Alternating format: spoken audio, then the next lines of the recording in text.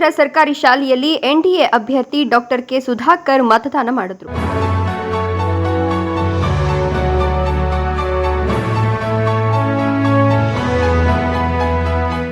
ಬೆಳಗ್ಗೆ 7:15ಕ್ಕೆ ತಮ್ಮ ಪತ್ನಿ ಪ್ರೀತಿ ಸುಧಾಕರ್ ಮತ್ತು ತಂದೆ ಕೇಶವರೆಡ್ಡಿಯೊಟ್ಟಿಗೆ ಮತಗಟ್ಟೆ ಕೇಂದ್ರಕ್ಕೆ ಆಗಮಿಸಿದ ಸುಧಾಕರ್ ತಮ್ಮ ನಿವಾಸದ ಎದುರೇ ಇರುವ ಸರ್ಕಾರಿ ಹಿರಿಯ ಪ್ರಾಥಮಿಕ ಶಾಲೆ ಮತಗಟ್ಟೆಯಲ್ಲಿ ಮತದಾನ ಮಾಡಿದರು. ನಂತರ ಮಾಧ್ಯಮದವರೊಂದಿಗೆ ಮಾತನಾಡಿದ ಡಾಕ್ಟರ್ ಕೆ ಸುಧಾಕರ್ ಕಳೆದ 3 ವಾರಗಳಿಂದ ದಣಿವರಿಯದೆ ಪ್ರಚಾರದಲ್ಲಿ ತೊಡಗಿಸಿಕೊಂಡ ಎಲ್ಲ ಕಾರ್ಯಕರ್ತರಿಗೆ ಧನ್ಯವಾದಗಳನ್ನು ತಿಳಿಸಿದರು. ಮುಖಂಡರುಗಳು, ನಾಯಕರುಗಳು, ಕಾರ್ಯಕರ್ತ ಬಂಧುಗಳಿಗೆ ಮೊದಲನೇದಾಗಿ ನಾನು ಚಿರಋಣಿಯಾಗಿದ್ದೇನೆ. ಹೃದಯಪೂರ್ವಕವಾದಂಥ ಕೃತಜ್ಞತೆಯನ್ನು ಅವರಿಗೆ ಸಲ್ಲಿಸಿ. ವಿಶೇಷವಾಗಿ ನಮ್ಮ ಜೆಡಿಎಸ್ ಕಾರ್ಯಕರ್ತರು ನಮ್ಮೊಟ್ಟಿಗಿದ್ದು ನಮ್ಮ ಗೆಲುವನ್ನು ಬಯಸಿದ್ದಾರೆ. ಇದು ನನ್ನ ಚುನಾವಣೆಯಲ್ಲ, ದೇಶದ ಭವಿಷ್ಯದ ಚುನಾವಣೆ.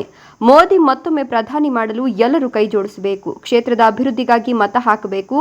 ಕಾರ್ಯಕರ್ತರ, ಮಾಧ್ಯಮದವರು ನಮ್ಮ ಪ್ರಚಾರವನ್ನು ತೋರಿಸಿ ಸಹಕಾರ ನೀಡಿದ್ದೀರಿ. ನಿಮಗೂ ಧನ್ಯವಾದಗಳು ಎಂದರು.